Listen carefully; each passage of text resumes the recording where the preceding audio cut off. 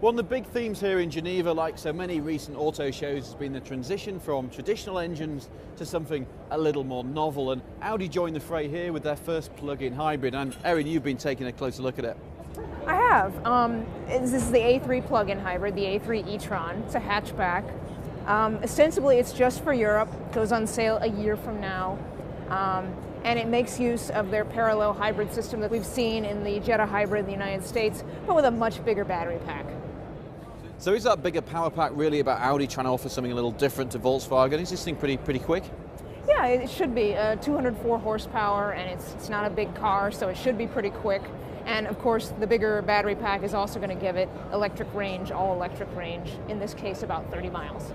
So 32 miles, is that enough to entice people into this kind of different proposition?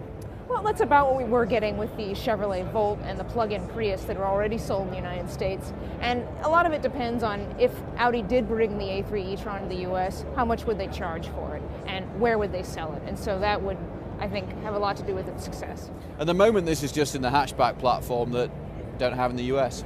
This is true. Audi has said they're not going to bring the next generation A3 hatch to the US. We only get the sedan, and it'll be about a year from now.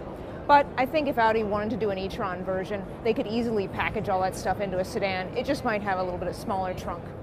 And presumably, having developed this technology for the A3 here in Europe, this is something that they could roll out to a bunch of Audi models across the world.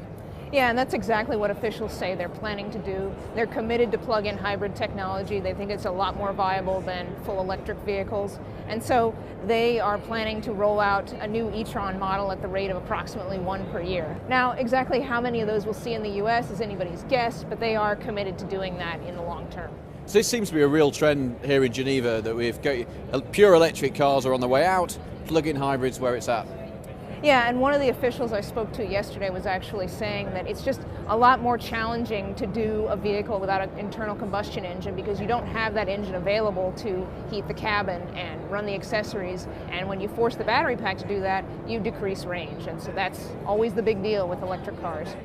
And that seems to be one of the key trends here in Geneva. Pure electric is out, plug-in hybrids are in.